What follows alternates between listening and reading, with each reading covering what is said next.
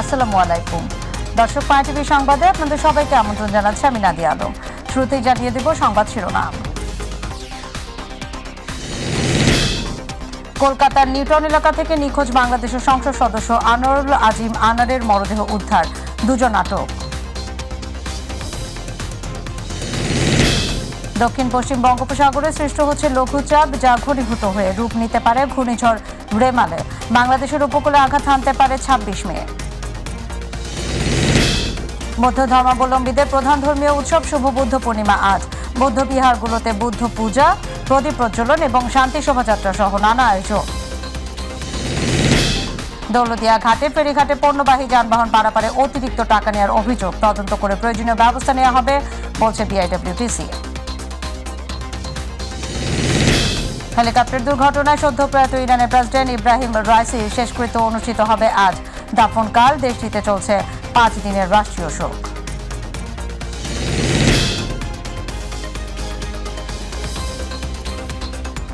দর্শক শুনছিলেন শিরোনাম, চলে যাব বিস্তারিত সংবাদে। ভারতে গিয়ে নিখোঁজ বাংলাদেশের সংসদ সদস্য আনোয়ারুল আজিম আনারের মরদেহ উদ্ধার করা হয়েছে কলকাতার অভিজাত এলাকা নিউটাউন থেকে। আনোয়ারুল আজিমের ব্যক্তিগত সহকারী এবং ভারতীয় গণমাধ্যমে তার মরদেহ উদ্ধারের কথা জানানো হয়েছে, তবে তাকে হত্যা করা হয়েছে কিনা সে বিষয়ে এখনো নিশ্চিত তথ্য পাওয়া যায়নি। এ ঘটনায় দুজনকে আটক করা হয়েছে। আতিকুর রহমান তিতাসের রিপোর্টে দেখুন বিস্তারিত। চিকিৎসার জন্য ভারতের পশ্চিমবঙ্গে গিয়ে এক সপ্তাহের বেশি সময় ধরে নিখোঁজ ছিলেন ঝিনাইদহ ৪ আসনের সংসদ সদস্য আনোয়ারুল আজিম। তার সন্ধানে নামে পশ্চিমবঙ্গ পুলিশ।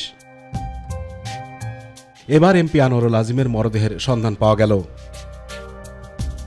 কলকাতার নিউটনের এক অভিজাত আবাসন থেকে এ সংসদ সদস্যের লাশ মিলেছে বলে জানিয়েছে পশ্চিমবঙ্গ পুলিশ। এ ঘটনায় দুজনকে আটক করা হয়েছে বলেও জানা গেছে।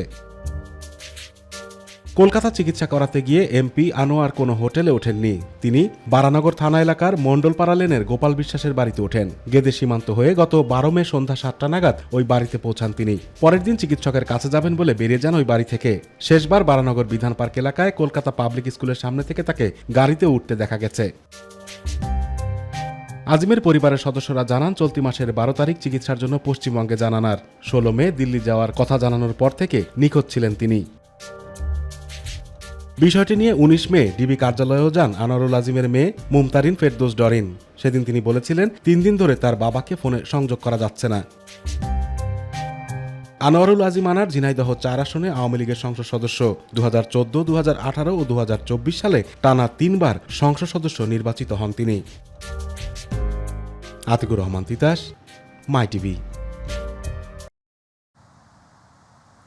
দক্ষিণ পশ্চিম বঙ্গোপসাগর এবং তৎসংলগ্ন এলাকায় একটি লঘুচাপ সৃষ্টি হচ্ছে, যা ঘনীভূত হয়ে ধাপে ধাপে ঘূর্ণিঝড় রেমালে রূপ নিতে পারে।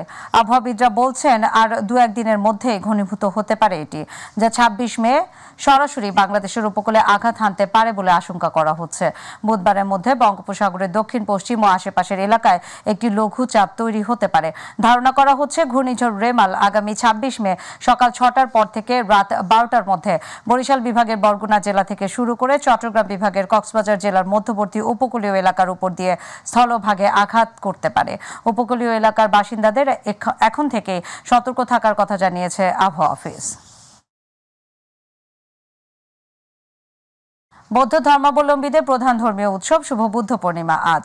বৌদ্ধ ধর্ম মতে প্রায় ২৫০০ বছর আগে এই দিনে মহামতি গৌতম বুদ্ধ আবির্ভূত হয়েছিলেন।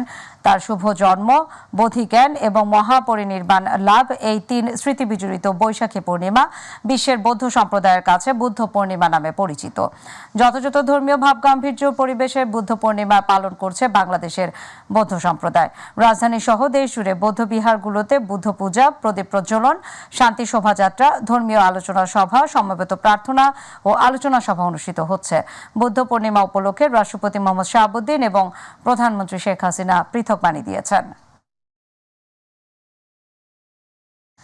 রাজবাড়ী দৌলতদিয়া ঘাটে ফেরিঘাটে অতিরিক্ত টাকা ছাড়া পারাপার হতে পারে না কোনো পণ্যবাহী যানবাহন। সরকার নির্ধারিত মূল্যের অতিরিক্ত টাকা দিয়ে দীর্ঘদিন ধরে চলাচল করতে হচ্ছে এসব পরিবহন।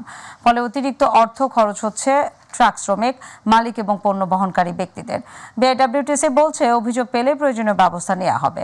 রাজবাড়ী প্রতিনিধি শেখ মমিনের রিপোর্ট, জানাচ্ছেন ইলিয়াস কমল। দেশের দক্ষিণ পশ্চিম অঞ্চলের গুরুত্বপূর্ণ নৌরুট রাজবাড়ী জেলার দৌলতদিয়া ঘাট। প্রতিদিনই অসংখ্য যানবাহন এই নৌরুট ব্যবহার করে গন্তব্যে পৌঁছায়। সেই সুযোগে ঘাটে কর্মরত কিছু অসাধু চক্রের সিন্ডিকেট ট্রাক চালকদের কাছ থেকে হাতিয়ে নিচ্ছে বাড়তি টাকা, এমন অভিযোগ চালকদের। 1050 টাকা হলো মূল্য, 1200 টাকা লাগছে, বাধ্যতামূলক দেওয়া লাগছে। 1200 টাকা টিকিট দিলে ন্যায় হলো 1500 টাকা। টাকা বেশি না দিই তাহলে দেখা যাচ্ছে হয়রানিমূলক, আমাদের দাঁড়ান করে রাখে কিংবা আপনার টিকিট দেয় না। দীর্ঘদিন ধরেই ফেরির টিকিট নিয়ে নানা অনিয়মের অভিযোগ করে আসছেন ট্রাক চালকরা। সরেজমিনে গিয়ে দেখা গেছে সরকার নির্ধারিত মূল্যের বাইরে 1050 টাকার টিকিট 1200 টাকা, 1250 টাকার টিকিট 1400 টাকা এবং 1550 টাকার টিকিট 1650 টাকা ও 2100 টাকার টিকিট 2200 টাকা করে দিতে হচ্ছে চালকদের। কর্তৃপক্ষের চোখের সামনে এমন দুর্নীতিতে বিরক্ত পরিবহন চালক সহ অন্যান্যরা। বাড়তি টাকা দিলে পার হতে দেয়, না হয় পার হতে দেয় না। কাউন্টার থেকে বুনবুনিটি নেয় হলো 1200 টাকা, টিকিট হলো 1050 টাকা। কাউন্টারে হচ্ছে 1550 টাকা সরকারি রেট, কিন্তু আমার কাছ থেকে নিচ্ছে 100 টাকা বেশি, 1650 টাকা নিচ্ছে। 100 টাকা বেশি না দিলে টিকিট দিতে চায় না, আর বকাবকি করে। তবে বিআইডব্লিউটিসি জানিয়েছে অভিযোগ পেলেই ব্যবস্থা নেওয়া হবে। আমরা খোঁজ নিয়ে তদন্ত করে যদি দেখি যে আমাদের কোনো কর্মকর্তা বা কর্মচারী এগুলির সাথে সংশ্লিষ্টতা পাওয়া যায়, তাহলে অবশ্যই সংস্থার নিয়ম অনুযায়ী ব্যবস্থা গ্রহণ করা হবে। পণ্য পরিবহনে অতিরিক্ত অর্থ ব্যয় বন্ধে দ্রুত ও কার্যকর পদক্ষেপ নেবে কর্তৃপক্ষ, এমনটাই প্রত্যাশা সকলের। ইলিয়াস কমল, মাই টিভি। একটি সেতুর অভাবে চরম ভোগান্তিতে মাদারীপুরে কালকিনি উপজেলার শিকারমঙ্গল ইউনিয়নের হাজারো মানুষ।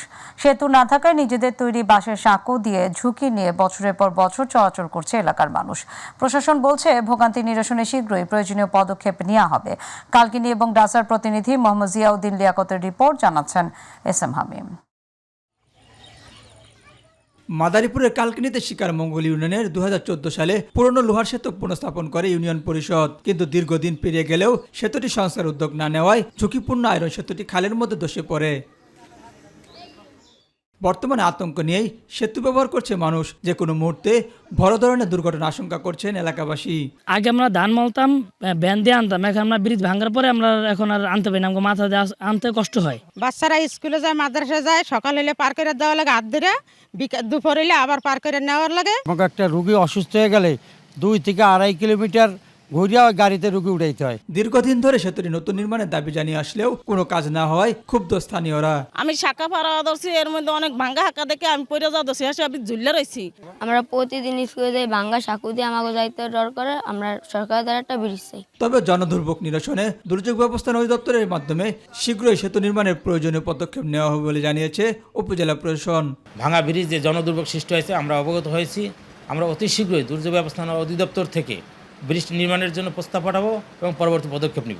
অতি দ্রুতই দুর্যোগ ব্যবস্থাপনা অধিদপ্তরের মাধ্যমে ব্রিজটি নির্মাণ করা হবে। কৃষি ও মৎস্য নির্ভর এই অঞ্চলে সেতুটি নির্মাণ হলে স্থানীয়দের শিক্ষার পাশাপাশি অর্থনৈতিক উন্নয়ন ও মানুষের দুর্ভোগ কমবে। SM হামিম, মাই টিভি।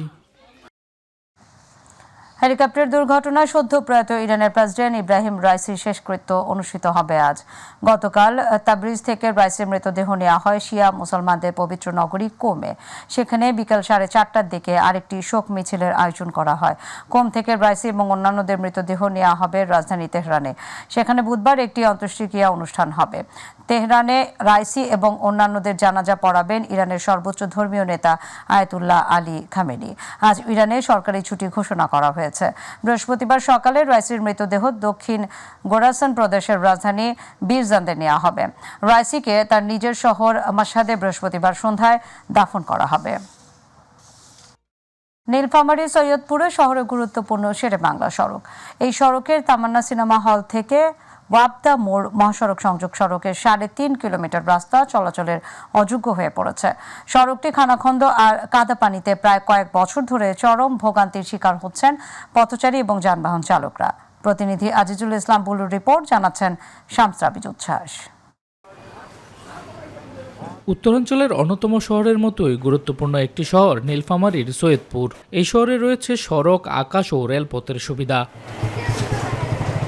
তবে শহরের ব্যস্ততম এলাকার তামান্না সিনেমা হল থেকে অব দ্য মোর মহাসড়ক সংযোগ সড়কের 3.5 কিলোমিটার রাস্তা চলাচলের অযোগ্য হয়ে পড়ায় চরম দুর্ভোগ পোহাতে হচ্ছে পথচারী ও যানবাহন চালকদের। এই পথ ধরেই শিল্পাঞ্চলের উত্তরা ইপিজেডের শ্রমিকরা, ব্যবসায়ী, শিক্ষার্থী, অফিস আদালত, পথচারী ও যানবাহনের যাত্রীরা চলাচল করে থাকেন। ওয়াবদা মোড় থেকে তামান্না পর্যন্ত রাস্তা খুবই বেহাল, খুব অস্থির অবস্থা হয়ে গেছে রাস্তার। এই রাস্তার খুব শীঘ্রই কাজ চালানো খুব শীঘ্রই দরকার। 3.5 কিলোমিটার প্রায় আজ 3-4 বছর ধরে রোড ভাঙা। ভালো করার কথা কয়া 3 বছর ধরে আমাদের সত্যির অবস্থা খারাপ। দীর্ঘ 3 বছর ধরে গুরুত্বপূর্ণ এই সড়কটির বিষয়ে মেয়রের সাথে কথা বলতে চাইলে ক্যামেরার সামনে কথা বলতে নারাজ তিনি। তবে 2008 সালে নির্মিত এই সড়কটি নিয়ে সংস্কারের নামে অর্থ লোপাটের অভিযোগ খোদ নগরবাসীর। যাত্রীদের যাদের কোমরে ব্যথা তাদের ব্যথা আরো বাড়ে যায়। এই রোডে বিশেষ করে গর্ভবতী মহিলা, স্টুডেন্ট যারা যায় তাদের খুবই কষ্ট হয়। প্রতিটা দিন কোনো না কোনো অ্যাক্সিডেন্ট হচ্ছেই, কেউ আহত, অনেকে তো মারাও গেছে। অনেকবার বাজেট হয়েছে কিন্তু এখানকার মেয়র পূর্ণাঙ্গ দুর্নীতিবাজ। সড়কটি সংস্কারে বরাদ্দ চেয়ে স্থানীয় সরকার মন্ত্রণালয়ে একটি প্রস্তাবনা পাঠানো হয়েছে বলে জানিয়েছে পৌরসভার নির্বাহী প্রকৌশলী। নির্মাণ করতে কমপক্ষে 20 থেকে 25 কোটি টাকা প্রয়োজন। 2-1 মাসের মধ্যে আমরা এই রাস্তা দুইটা টেন্ডারের অনুমোদন পেয়ে যাব। সড়কটি অতি দ্রুত নির্মাণ করে জনসাধারণের দুর্ভোগ লাঘব করবে সংশ্লিষ্ট কর্তৃপক্ষ, এমনটাই দাবি নগরবাসীর। শামস তাবরিজ উচ্ছ্বাস, মাই টিভি নিউজ ডেস্ক।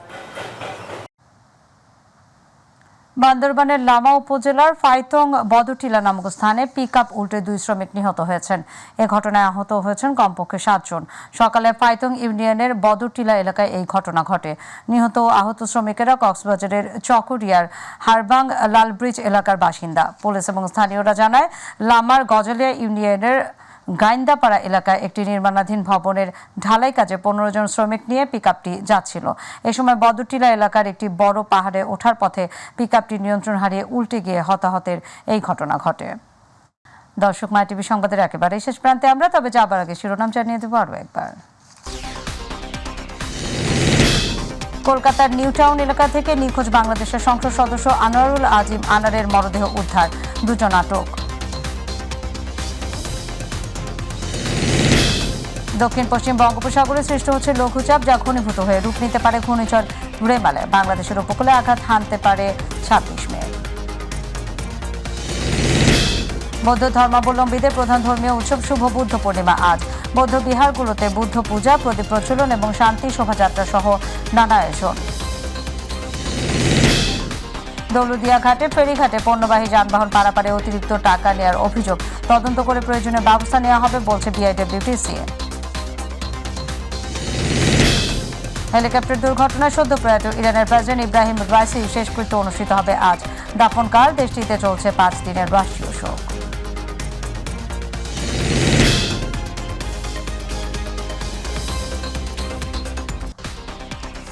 দর্শক, সাথে থাকার জন্য ধন্যবাদ। এছাড়া ইউটিউবে মাই টিভি সংবাদ পেতে ভিজিট করুন youtube/mytv বিডি নিউজ এবং আমাদের সকল অনুষ্ঠান দেখতে ভিজিট করুন youtube/mytv বাংলা, facebook/mytv বাংলা। আমাদের পরবর্তী সংবাদ দুপুর 2:30 দেখার আমন্ত্রণ জানিয়ে বিদায় নিচ্ছে আমি নাদিয়া আলম। আল্লাহ হাফেজ।